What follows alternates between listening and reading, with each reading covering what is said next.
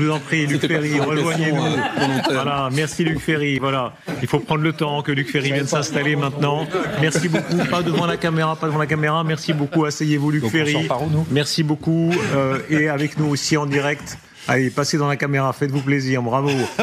Est-ce que Danny Cohn-Bendit est là avec nous en direct? Il est là. Bonsoir, Danny Cohn-Bendit. Regardez, Danny Cohn-Bendit rajeuni et Luc Ferry prend de l'âge. Voilà, c'est à front renversé. Merci beaucoup à l'un et à l'autre. Plus sérieusement, merci à l'un et à l'autre. Bonsoir, merci beaucoup. Bonsoir Darius. Bonsoir Danny, mon ami. Bonsoir. La Russie est-elle la menace principale? On voit à quel point, je ne sais pas s'il y a eu la presse du dimanche, avec des unes contradictoires selon l'orientation politique des journaux du dimanche. La Russie est-elle la menace principale, oui ou non? Et a-t-on raison de s'inquiéter à ce point? Danny Cohn-Bendit, ouvrez le bal. Eh bien, la Russie est une menace pour l'Ukraine, la Russie est une menace pour la Moldavie, et la Russie est une menace pour les pays baltes. Tout à l'heure, on a parlé de Kaliningrad, Königsberg et le danger à la frontière polonaise. Le nouvel impérialisme russe aujourd'hui, c'est-à-dire ce rêve de la Grande Russie, c'est un rêve de reconquérir des territoires qui appartenaient dans l'imaginaire de Poutine à l'Union soviétique. Ce n'est pas l'Union soviétique, mais ça appartenait. Et donc, la Russie est une menace impérialiste pour des pays européens, donc pour l'Europe. Tout à l'heure, sur notre antenne, il y avait le président Douda. Il est très intéressant parce qu'il est à la fois très pro-Trump, très conservateur, même un peu pro-Vance, mais il dit, oui, la Russie est une puissance coloniale, elle l'a toujours été, que ce soit sous Poutine, sous les tsars, etc., elle le sera toujours. Est-ce que vous partagez ça, Luc Ferry ? Non, je crois qu'elle l'est plus. Je pense que l'objectif de Poutine, c'est de récupérer. Alors, en effet, sur la Moldavie, je suis d'accord avec Danny. Je pense que l'objectif de Poutine, c'est de protéger d'abord et avant tout les communautés russes ou russophones qui se sont perdues dans des nations qui sont devenues autonomes, qui sont devenues indépendantes. C'était le cas de l'Ossétie du Sud. C'est le cas, évidemment, du Donbass et de la Crimée. C'est le cas... Pour ça que je dis sur la Moldavie, je suis d'accord avec Danny, c'est le cas de la Moldavie. Il y a une communauté russophone en Moldavie qui est de 30 à 40% de la population, c'est énorme. Voilà, mais je ne crois pas du tout que ce soit un empire colonial. Il l'a été, évidemment, bien sûr, comme la France d'ailleurs. Bon, il l'a été, mais je ne crois pas que ce soit non plus le projet de rétablir la Grande Russie. Je crois qu'il y a vraiment... Poutine est un nationaliste absolu, c'est un nationaliste dans le style des années 30, donc c'est un chauvin absolu. Donc pour lui, la question fondamentale, c'est la protection des Russes, voilà, de ce qu'il considère comme étant les Russes. Luc, c'est pas tout à fait vrai, c'est pas tout à fait vrai. La colonne de chars qu'on a vue après février 22 foncer sur Kiev, c'était pas des russophones. Et la déclaration de Poutine, la déclaration de Poutine de dire que le gouvernement de Kiev est un gouvernement nazi, qui n'est pas légitime. Non, donc je dis que dans son imaginaire, pour la Grande Russie, par exemple, l'Ukraine fait partie de toute l'Ukraine fait partie de la Grande Russie, pas simplement le Donbass, pas simplement la Crimée. C'est sa vision de la Grande Russie. Tous les spécialistes historiens qui ont lu les discours de Poutine le disent aujourd'hui. Pas du tout, non. Moi, j'en ai assez. Non, pas du tout. Je finis. Oui, mais vous n'avez pas fini moi-même, mais... Mais vas-y, alors. Si vous n'aviez pas fini... Non, je pense que... À partir du moment où la Russie entre dans la guerre du Donbass, d'accord, elle met longtemps, elle intervient, les deux interviennent de manière mineure, mais à partir du moment où l'Ukraine déclenche la guerre du Donbass, il est évident que la Russie entre en 2022 au mépris du droit international dans cette guerre, c'est le prolongement de la guerre du Donbass, et que du coup, non seulement elle veut aller jusqu'à Kiev, ça ne veut pas dire qu'elle veut réoccuper l'Ukraine, mais elle veut aller jusqu'à Kiev pour... Son projet, c'est d'assassiner Zelensky. Purement et simplement. Quant à l'affaire du nazisme, il faut être honnête. En 2014, quand Poroshenko, en 2014, en avril 2014, ou en novembre, je me souviens plus, en tout cas en 2014, déclenche la guerre du Donbass, Poroshenko, qui n'a pratiquement plus d'armée, mobilise 10 milices privées pour aller casser la gueule aux russophones du Donbass. Bon. Et dans ces 10 milices privées, il y a le bataillon Azov, qui comporte 6000 soldats qui sont habillés en nazis. Voilà. Et qui portent des insignes nazis. On les les a vus, les casques avec les marqués SS dessus. Donc évidemment, j'ai pas fini. Évidemment que l'Ukraine n'est pas un pays nazi. C'est pas vrai. En plus, elle est dirigée par un président qui est juif. C'est pas un pays nazi. Mais Poutine... Mais arrête 2 secondes. Mais évidemment qu'à partir du moment où l'Ukraine déclenche la guerre du Donbass, la Russie va entrer dans cette guerre pour protéger. Il y a eu 15 000 morts. Et il y a eu 6 000 civils assassinés, notamment par ces bataillons Azov, Azar, etc. Danny Cohn-Bendit. Mais parlons vraiment de maintenant. Est-ce oui ou non, la Russie est une menace existentielle? On va refaire maintenant 2022, 2014, même si il faut le refaire, sinon on comprend rien. Alors, je vous laisse débattre 2014 si vous voulez, mais maintenant on a le président de la République française qui dit la Russie est une menace existentielle pour la France, pour l'Europe et pour la France. Et on voit les débats qui s'ouvrent, et ce qui sont vains et absurdes sur les uns qui disent mais non, c'est davantage la Chine, l'islamisme, que sais-je.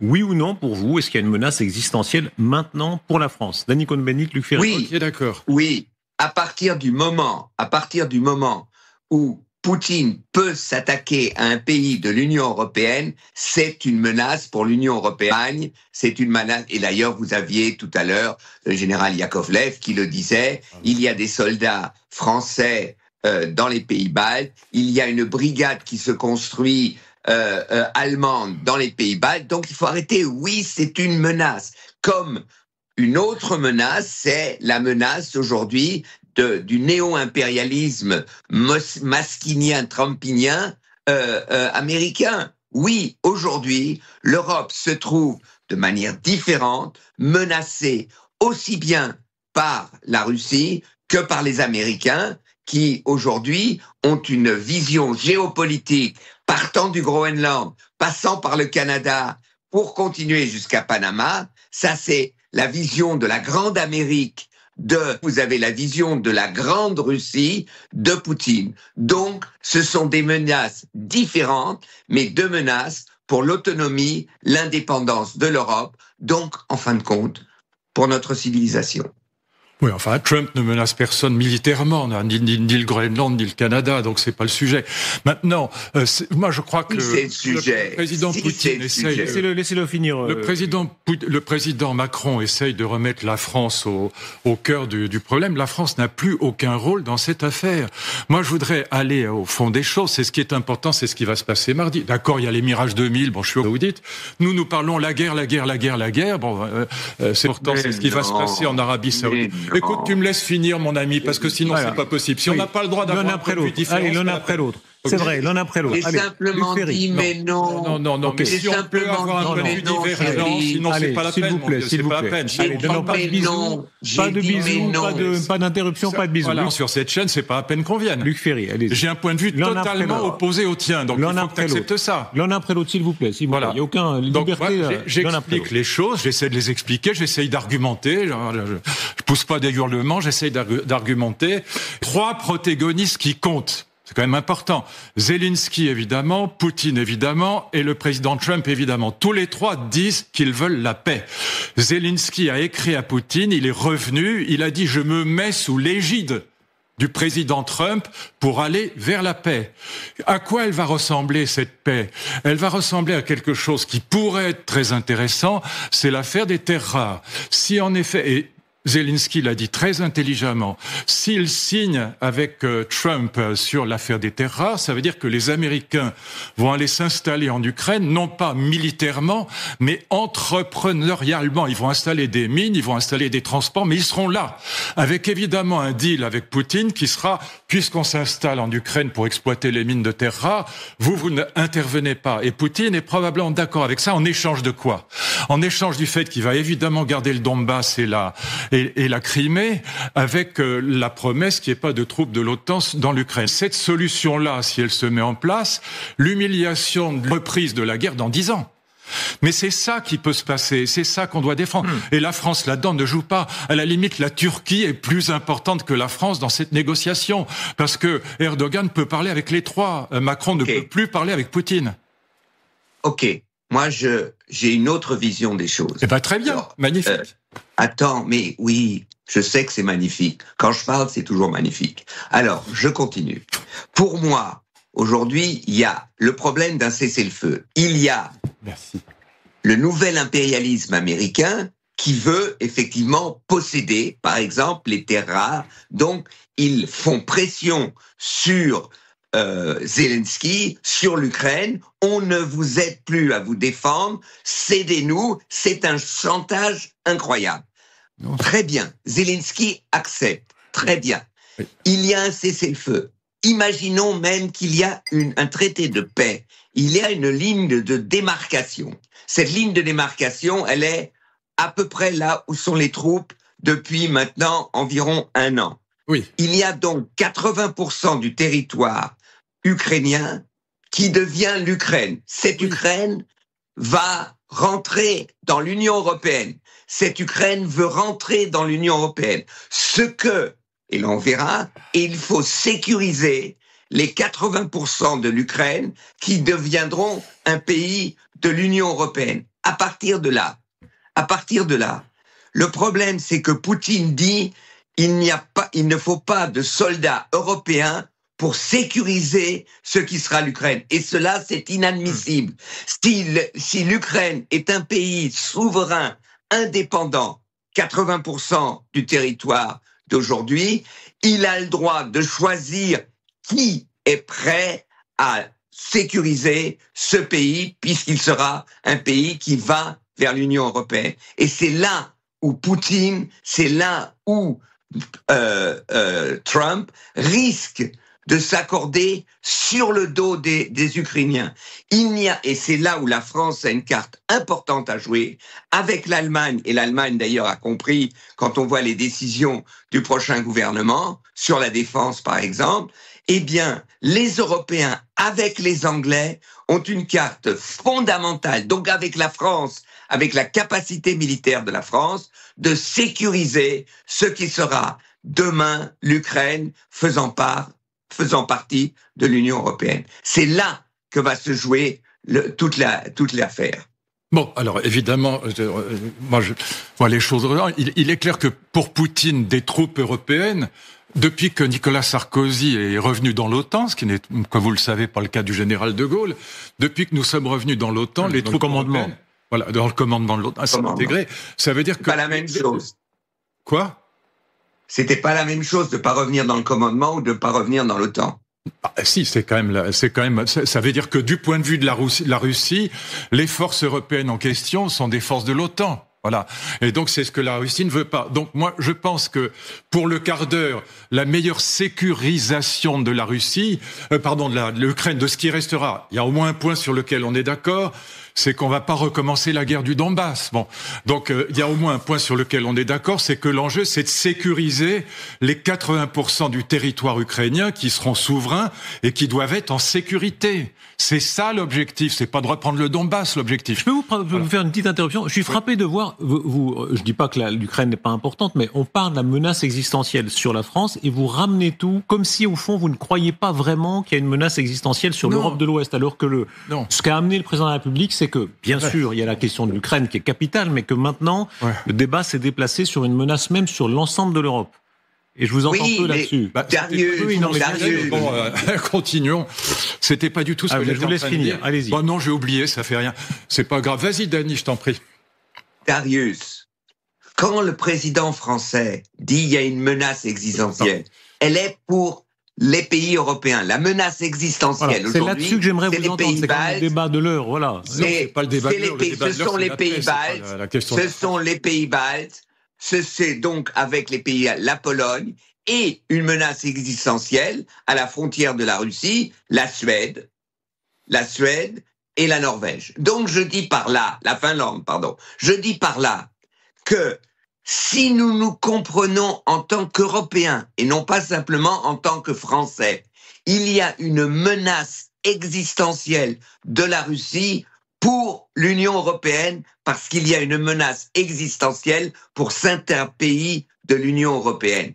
Et qu'à partir du moment où le gouvernement américain veut en fait détruire l'Union européenne, la fractionner, eh bien, il y a une menace, c'est-à-dire si les Européens, et je crois que par exemple, prenons le titre du Parisien dimanche aujourd'hui, c'est ça. L'Europe aujourd'hui découvre qu'elle est importante, et si l'Europe est importante, La France est importante. Et maintenant, l'Europe doit trouver une nouvelle forme de coalition avec les Anglais, donc avec l'Angleterre. Voilà où ça. Et donc, c'est juste ce que dit le président. En tant qu'Européen, la Russie est une menace existentielle. Luc Ferry. Sauf s'il y a la paix.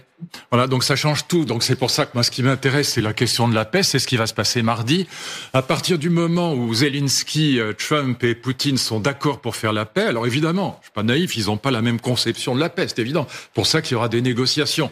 Mais à partir du moment où ils sont d'accord pour faire la paix, si jamais les Américains viennent s'installer, non pas militairement, mais pour en effet exploiter ces terres rares, avec un accord avec à la fois Poutine et Zelensky, la situation change du tout au tout. Maintenant, on renvoie à un autre problème qui est tout à fait différent, qui est la question de savoir si face à d'autres menaces, il n'y a pas que la Russie. La menace principale, à mon avis, c'est l'Iran aujourd'hui par rapport à Israël. La deuxième menace, c'est la Chine par rapport au Japon. Il n'y a pas que la Russie comme menace. Et là, on peut discuter de la question de savoir si l'Europe doit se réarmer. Maintenant, je vais vous dire une chose. J'entendais tout à l'heure le général Yakovlev, pour qui j'ai beaucoup d'amitié et de respect. Maintenant, et je le connais bien, j'ai parlé beaucoup avec lui, je ne crois pas un millième de seconde à la dissuasion nucléaire. Pas vrai. J'en ai parlé pendant 2 heures avec un amiral qui, lui, est en exercice, qui est pas à la retraite. Bon. Et qui a pas simplement été en active, mais qui a, évidemment, été en charge de réfléchir sur ces sujets. La dissuasion nucléaire n'existe plus. La dissuasion conventionnelle, oui. Nucléaire, non. Pourquoi je vous dis ça en 2 secondes?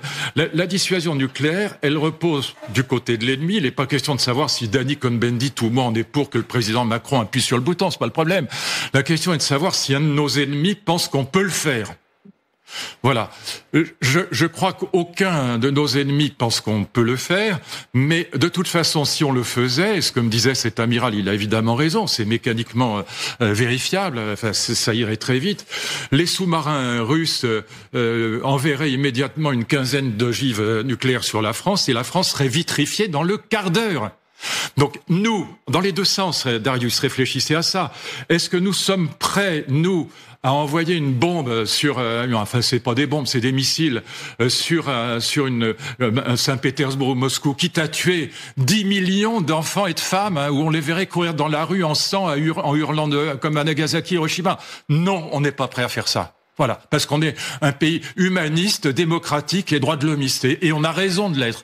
Et en plus, si on le faisait dans le quart d'heure, automatiquement, ce serait même pas une décision, on serait vitrifié. Donc moi, je suis pour une dissuasion conventionnelle. D'ailleurs, Poutine lui-même n'a pas utilisé l'arme à neutrons, alors que Medvedev ne cessait de dire « Mais enfin, tu dois utiliser l'arme à neutrons, utilise l'arme à neutrons ». Bon, il ne l'a pas fait, et je pense qu'il faut en revanche que l'Union européenne se réarme, mais ça prendra entre 5 et 10 ans. Donc c'est pas dans le laps de temps qui convient à la fin de la guerre en Ukraine. C'est un autre timing. Dany, là-dessus, sur la dissuasion nucléaire. Oui, d'abord... Luc là-dessus a raison. Le problème, c'est pas aujourd'hui. On l'a vu avec l'Ukraine. En fait, l'arme nucléaire permet une autre guerre conventionnelle. C'est-à-dire que l'arme nucléaire aujourd'hui est inutilisable d'un côté comme de l'autre. Je suis d'accord. Mais à partir de là, la guerre conventionnelle que mène, par exemple, la Russie en Ukraine, avec toutes ses capacités de destruction, la guerre conventionnelle est possible. Et la menace, quand on dit pour les pays baltes, la menace qui existe pour la Pologne, la menace qui existe par la Russie, etc., c'est une menace ultra sophistiquée conventionnellement. Et là où l'Europe a du retard, mais qu'il y a une incroyable évolution ces dernières semaines, grâce, entre guillemets, à Poutine et à Trump, c'est que l'Europe, aujourd'hui, se prend en main. Et qu'il est évident qu'aujourd'hui, la Russie ne peut pas, aujourd'hui, on le voit d'ailleurs en Ukraine, où ils avancent très peu, ne peut pas, aujourd'hui, être à la hauteur de son ambition impérialiste, mais voudra l'être. Et donc, il y a, aujourd'hui, une nouvelle mobilisation en armes sophistiquées, conventionnelles. Regardez, c'est très simple. Si je peux répondre. L'Allemagne envoie une brigade en Lituanie. en 3 ans, ils veulent monter, ou 4, je me rappelle plus, à 5000 soldats allemands en Lituanie. Donc vous voyez très bien que la préparation d'une dissuasion conventionnelle, je dis bien, c'est le réarmement de l'Europe. Et j'avoue que pour moi c'est difficile. J'aurais jamais cru que je défendrais un réarmement, que je défendrais une lutte, disons, une continuité nécessaire de se réarmer, de dépenser. Danny Cohn-Bendit, est-ce que vous étiez pour les Pershing américains dans les années 80, quand il y avait la grande polémique, oui ou non, est-ce qu'on met des Pershing américains en Europe de l'Ouest ?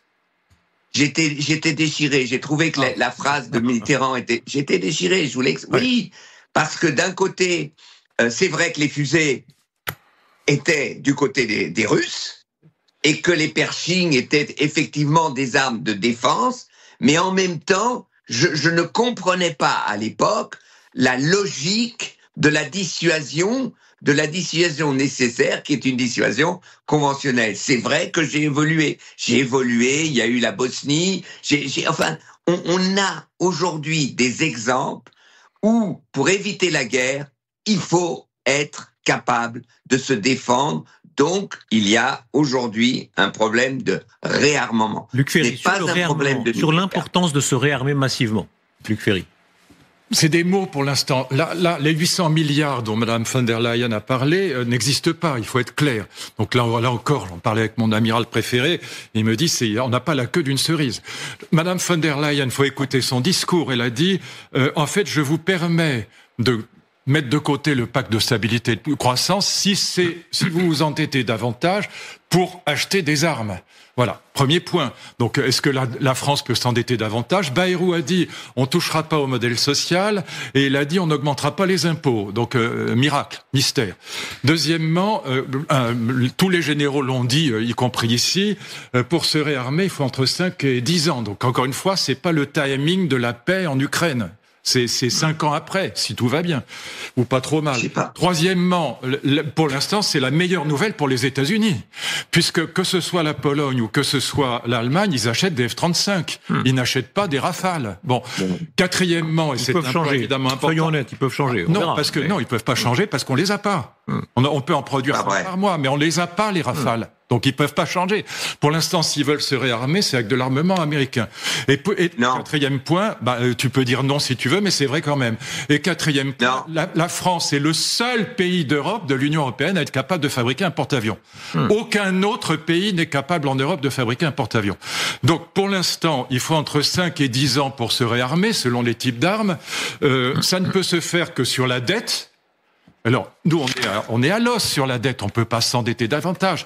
Donc, quand Bayrou était sur CNews l'autre jour et qu'on lui a demandé, il y avait 2 jeunes femmes qui l'interviewaient, Laurence Ferrari et Sonia Mabrouk, qui lui disaient, mais comment vous allez alors payer ? Il a dit, on touche pas au modèle social et on prend pas d'impôts. Mais on fait quoi alors qu'on a 3300 milliards d'euros de dette.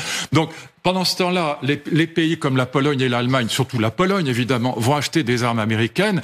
Et donc, le temps qu'on remette en route une industrie militaire, la France est capable de le faire, mais ça prendra beaucoup de temps. C'est pas du tout dans le temps qui convient. Par ailleurs, je me souviens qu'il y a 3 ans. Il y a 3 ans. Allez, laissez-le finir. Je passe la parole. Laissez-le finir. Que moi, mon ami. Laissez-le finir.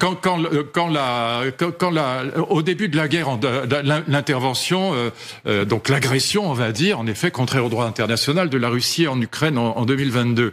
Je me souviens que j'ai encore plein de messages comme ça. L'armée russe est morte, les chars ne démarrent plus, les avions sont cloués au sol. Madame von der Leyen, elle a osé cette phrase. Poutine envoie ses missiles en reprenant des puces, en prenant les puces dans les machines à laver des familles. Bon, et aujourd'hui, c'est la plus grande menace qui pèse sur la France. On se fout du monde.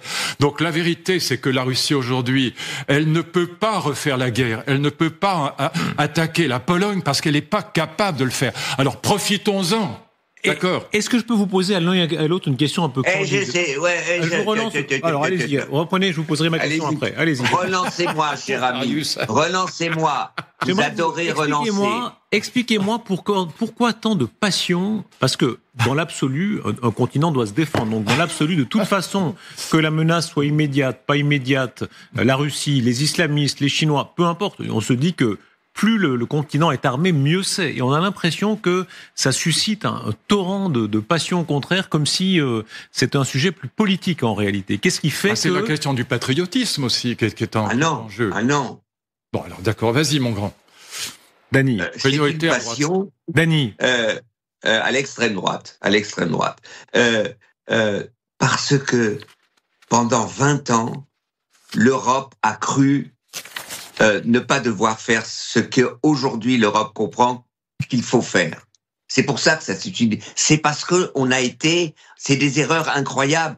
On dépendait de tout ce qui était sécurité des Américains. Bah oui. Et je dis pas que ça va se faire du jour au lendemain, mais la décision est aujourd'hui, du jour au lendemain, la Russie aussi va mettre un temps infini pour que son armée soit à la hauteur de sa volonté impérialiste. Eux aussi, ils vont mettre du temps. Non. Mais oui, non, tu dis non, tu as le droit de dire non. Non, tout leur budget est orienté vers ça. Ils ont en économie de guerre. Eux, pas nous. Oui, justement. Renault va pas fabriquer des chars. Renault, oui. Tu parles de la France. Moi, je sors de la France. Je sors de l'Hexagone. Oh bah Mercedes. Ce que vient de décider l'Allemagne, c'est-à-dire de ne pas limiter le budget de la défense. C'est-à-dire qu'ils font sauter le frein à la dette et pour la défense, il n'y a plus de limite.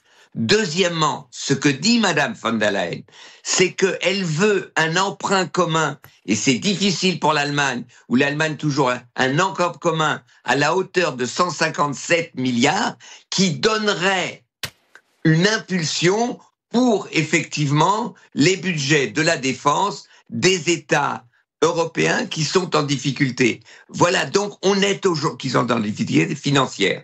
Donc on voit aujourd'hui, le Danemark vient d'augmenter radicalement son budget de la défense. La Finlande vient d'augmenter radicalement son budget de la défense. La Suède vient d'augmenter radicalement son budget de la défense. Il y a une prise de conscience. Maintenant, c'est vrai qu'on découvre une nouvelle Europe. Cette Europe de la défense qui n'était pas à l'ordre du jour, ni de Danny Cohn-Bendit, ni de Monsieur Monet, etc. Donc, on est aujourd'hui au début d'une nouvelle prise de conscience de l'Union européenne, des pays européens. Et ce qui est intéressant, après le Brexit, que cette prise de conscience, elle va de pair avec une prise de conscience outre-Manche. Et donc, qu'on a aujourd'hui de nouvelles coalitions européennes qui dépassent l'Union européenne. Voilà. Et c'est pour ça que je dis, je sais que ça va durer, mais à partir du moment où on le décide, on redessine, en fait, en perspective, une nouvelle Europe. J'aimerais vous relancer, s'il vous plaît, sur la question nucléaire, parce que vous n'êtes pas allé au bout de votre réflexion dans les nôtres. On entendait tout à l'heure sur l'antenne le président polonais, Duda, dire, voilà, ça m'intéresse que le président français propose, ça m'intéresse d'étendre la protection nucléaire. Est-ce que, d'après vous, même si on a compris que vous y croyez peu, mais c'est le dialogue nucléaire, comme on dit, tel qu'il existe aujourd'hui. La France doit prendre le risque de risquer un contre-coup pour protéger l'Europe entière. C'est-à-dire, c'est d'abord un investissement financier très important, mais c'est aussi une manière, comme les États-Unis d'Amérique, d'oser être une puissance, d'oser prendre des coups davantage, en se protégeant non seulement elle-même, mais en considérant que ses intérêts vitaux vont jusqu'à Varsovie, vont jusqu'aux Pays-Baltes, etc. Est-ce que pour vous, c'est un calcul de puissance que la France doit faire, l'un et l'autre? Mais je vous ai dit tout à l'heure que la France est absolument incapable d'utiliser le nucléaire. Moi, j'en ai parlé avec Chirac qui me disait, mais jamais on utilisera ça. Dans les deux sens, encore une fois. Jamais on va bousiller des millions de civils, d'enfants et de femmes, même s'ils sont russes. Pas de problème. Donc, et en plus, encore une fois, je vous le dis très clairement, la France serait vitrifiée. Il y aurait 67 millions de morts dans la journée. Bon, donc ça, et les gens le savent, Poutine le sait. Il y a 3 pays aujourd'hui. Donc, pardon de vous interrompre, mais que je comprenne bien, vous pensez que la France préférerait être occupée? Il y a des citations. C'est pas le sujet. Mais si la chose devait se présenter, que la France préférait être occupée que de riposter. Je dis tout le contraire de ça. Je dis qu'il faut développer une dissuasion conventionnelle. Donc, c'est pas que la France préfère être occupée, mais tant qu'on n'aura pas une dissuasion conventionnelle, la France là aussi, puisqu'elle a un porte-avions, contrairement à d'autres. Donc, Quand vous reprenez dans les années 40, 50, vous aviez quantité de pays qui étaient capables de dire « moi je m'en fous de bousiller 20 millions de personnes à l'étranger » et la Chine tue 70 millions de ses concitoyens.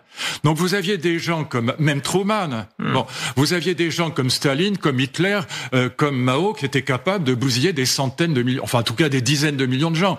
Aujourd'hui, il n'y a plus que 3 pays qui sont capables de faire ça. Il y a la Chine, probablement, il y a l'Iran si elle a la bombe atomique et il y a peut-être la Russie. Mais nous avons progressé. Nous sommes dans un pays, encore une fois, humaniste, droit de l'homiste, qui veut ne tuer ni les enfants en Russie, ni en Chine, ni en Iran. Donc, et en plus, encore une fois, en retour, on serait vitrifié dans le quart d'heure. Donc, nous ne pouvons pas utiliser cette arme atomique. Donc, c'est pas à peine de dire on va la partager, pas la partager. C'est pas le sujet. La seule dissuasion aujourd'hui, elle est conventionnelle. Donc, il faut le dire clairement et il faut que l'armée change sa stratégie sur le sujet. L'intérêt du débat c'est l'ancien ministre des Affaires étrangères allemand, Joschka Fischer, un Vert, qui, dans un nouveau livre, pose la question. Il faut pas confondre. Luc a raison. La dissuasion nucléaire, la dissuasion nucléaire, en fait, est là pour dissuader. Il faut que tout le monde l'ait, parce que pour ça, et Poutine sait, et tout le monde sait qu'on peut pas utiliser cette arme. À partir de là, et c'est ce qu'on développe tous les deux, même avec des idées différentes, la nécessité de se réarmer, d'avoir une dissuasion nucléaire, parce que comme il y a une dissuasion conventionnelle, oui. Parce que comme il y a la dissuasion nucléaire et que c'est échec et mat à ce niveau, eh bien c'est la dissuasion conventionnelle. Et en fait, ce qui n'est pas arrivé, c'est que comme Nicolas Sarkozy et Angela Merkel ont refusé la dissuasion conventionnelle à l'Ukraine en refusant de l'intégrer, de penser de l'intégrer à l'OTAN, eh bien la possibilité pour Poutine d'attaquer l'Ukraine parce que l'Ukraine n'avait pas une dissuasion conventionnelle. Donc voilà la situation. Et donc, aujourd'hui, en fait, ce que veulent les Allemands disent, d'accord, il faut que Poutine sache que la dissuasion nucléaire vaut pour l'Union européenne, comme ça, personne n'attaquera l'Union européenne avec une arme atomique, et on en revient au réarmement conventionnel en Europe qui prend une dynamique incroyable. Je termine sur les avions américains. Les F-35, oui, et d'autres armements américains. Il n'y a pas que les F-35. C'est que les Américains veulent garder le droit d'utilisation de ces avions. C'est le problème, par exemple, des Ukrainiens, qui ont un F-35, mais les Américains ne leur ont pas donné toutes les possibilités d'utiliser ces avions. C'est pour cela que dans le réarmement conventionnel, et c'est ce qu'ont compris les Allemands aujourd'hui, ce que commencent à comprendre les Polonais aujourd'hui, on ne peut plus dépendre des Américains, parce que dépendre des Américains avec leurs armes, c'est dépendre de leur béni oui-oui quand il y a un conflit. C'est là où il y a un problème. C'est pour cela que je dis qu'aujourd'hui, il va y avoir un réarmement ou une défense armée de l'Europe avec des armes européennes. Ça n'existe pas. Alors, juste un mot là-dessus. Pour l'instant, ces armes européennes, à part en France, elles n'existent pas. Et donc, ou très peu. Voilà. Et donc, le général Paloméros le disait dans un entretien du Point, qui est tout à fait intéressant. Il rappelle une chose que je vous ai dite souvent ici, les Américains pourraient clouer nos armées, toutes nos armées européennes, dans le quart d'heure, au sol. Parce que, en effet, les Polonais et les Allemands dépendent, ils ont acheté des F-35 en pagaille, ils dépendent d'armes qui sont des armes américaines, mais en plus sur tous nos systèmes de guidage par l'intelligence artificielle, soit pour les missiles, soit pour les avions, que ce soit pour la surveillance, etc., tout ça est américain. Et donc, on est pour l'instant dans la dépendance absolue. Donc, le temps qu'on s'arrache à cette dépendance, encore une fois, n'est pas le même timing, pardon pour le mauvais français, que la question de la guerre en Ukraine. Jusqu'où ira, selon vous, Trump? On va revenir dans quelques instants. Margot Haddad va prendre la suite, notamment avec Pierre Servan, et ensuite, plus tard dans l'émission, on en débattra encore. Il y a des positions de Trump qui vont très loin ce soir. Musk qui dit on devrait maintenant arrêter de financer la défense de l'Europe. On voit à quel point il y a une proximité sur certains sujets d'idées aussi entre Trump et Poutine.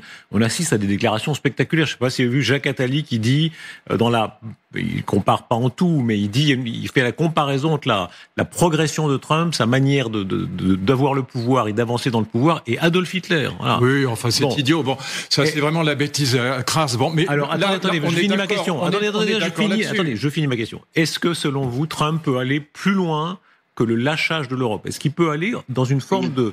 Il dit la même chose que nous, Trump. Il dit que l'Europe doit se réveiller, c'est tout. C'est le seul point sur lequel il nous rend service. Est-ce qu'il peut aller plus loin? Est-ce qu'il peut être un adversaire de l'Europe? Mais non. Oui. Et en plus, c'est pas fini, l'histoire n'est pas terminée. Attendez de voir ce qui se passera mardi avant de dire que les États-Unis vont lâcher l'Europe. Mais encore une fois, sur ce point-là, Musk et Trump nous rendent service. Si on est en train d'avoir cette discussion, et sur un point au moins on est d'accord, il faut que l'Europe se réarme et qu'elle redevienne souveraine sur le plan militaire, sur le plan conventionnel, j'y insiste, c'est grâce à Trump et Elon Musk, c'est grâce à ce qu'ils disent aujourd'hui. Paradoxalement, ils nous foutent un coup de pied dans le cul. On en avait besoin, tu l'as dit toi-même. Non, mais c'est pas ça. Je dis, ce qu'il faut comprendre, et je crois qu'il faut aller plus loin. La stratégie de Trump, en fait, c'est le partage de la planète entre 3 forces. Ou 2 peut-être, c'est-à-dire que lui, il a une vision de la grande Amérique. Ça ne veut pas dire qu'il va occuper militairement le Groenland, mais il veut que le Groenland, que le Canada, et il faut écouter quand Trudeau, les larmes aux yeux, a raconté sa discussion avec Trump. Et ce qu'il veut, c'est remettre en question l'accord entre le Canada et les États-Unis sur les frontières du Canada. Et donc, la possibilité dans la tête de Trump et de Musk de reprendre les Grands Lacs, donc le côté canadien, etc. Il a une vision de la grande Amérique. Et il sait que les Chinois ont une vision de la grande Chine. Et moi, à la place des Taïwanais, je serais pas en sécurité. Parce que Trump ne défendra pas Taïwan. Si c'est l'Amérique de Trump, il ne défendra pas. C'est-à-dire, il dit aux Chinois, prenez, il dit aux Russes, prenez, et moi je prends. Et c'est le nouveau non-droit international que veut imposer Trump en ce moment. Donc, c'est le droit de l'hégémonie. L'hégémonie, c'est le droit de prendre. Donc, aux Russes, vous voulez prendre l'Ukraine, prenez une partie, prenez, faites ce que vous pouvez. Moi, je prends du Groenland, économiquement, le Canada, je les mets à genoux, et je mets à genoux, je vais jusqu'à Panama, et aux Chinois, Taïwan, c'est pas mon problème, mais on se partage comme ça la planète. Et on veut comme ça avoir une influence, ce que dit toujours Luc, et c'est vrai aussi, sur le Sud global. C'est-à-dire, le Sud global va être confronté à ces impérialismes, et l'Europe, si ce n'est pas une Europe puissance, une Europe de la sécurité, mais puissance, n'aura pas son mot à dire, et même si ce n'est pas une Europe économique qui marche dans les relations avec le Sud global. Oui, je suis d'accord sur le fait que la Chine regarde ça de très près en se disant qu'elle peut prendre non seulement Taïwan, mais n'oublions pas les îles sino-japonaises. Les Japonais disent qu'elles sont. C'est très important parce que les États-Unis d'Obama se sont engagés à intervenir militairement si les Chinois reprenaient ces îles aux Japonais. Donc on a là aussi une tension. Moi, ce qui m'inquiète le plus, c'est pas la Russie. Ce qui m'inquiète le plus, c'est l'Iran. Voilà, je pense que le jour où l'Iran a la bombe atomique, eux sont capables de l'utiliser contre Israël. Et je pense que c'est 1000 fois plus inquiétant que la Russie, parce que la Russie, si on arrive à faire la paix grâce à Zelensky, qui est prêt à faire la paix, je le rappelle, nous on parle de guerre, mais les 3 autres, Trump, Poutine et Zelensky parlent de la paix, s'ils y arrivent, et si en effet les Américains occupent, non pas militairement, mais pacifiquement l'Ukraine, je pense que ça peut veut stopper les choses. Voilà, moi, ce qui m'inquiète, c'est la Chine et l'Iran beaucoup plus. Maintenant, Trump ne menace pas le Canada militairement, ni le Groenland. Et par ailleurs, je rappelle que la Russie a gagné la guerre en Ukraine, sur le Donbass, avant que Trump arrive au pouvoir. Voilà, donc c'est pas lui qui a fait gagner.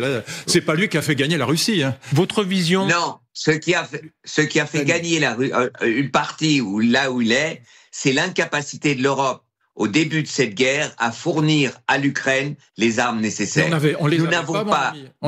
Si on les avait, les Allemands ont les tanks. Si les Allemands avaient livré dès le début.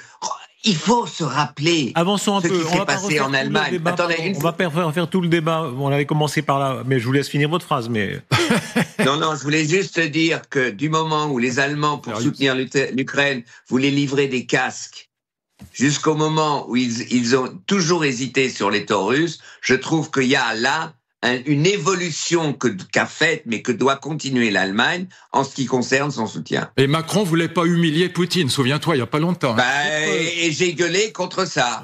Exactement. Votre Parce que regard moi, je suis sur pas un l'histoire. béni oui.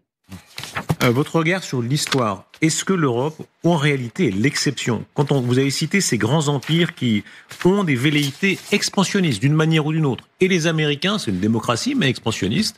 Les Chinois, les Russes, et on voit à quel point l'Europe, elle, ne veut plus cela. Moi, j'étais frappé, j'ai eu une discussion avec un diplomate américain qui me disait, vous les Européens, vous adorez lire les grandes biographies de Louis XIV, de Napoléon, de Richelieu, etc. Mais si maintenant, en dirigeant Europe fait le 10e de ça, il serait immédiatement en prison. On considérerait que c'est de l'impérialisme, que c'est du colonialisme, etc.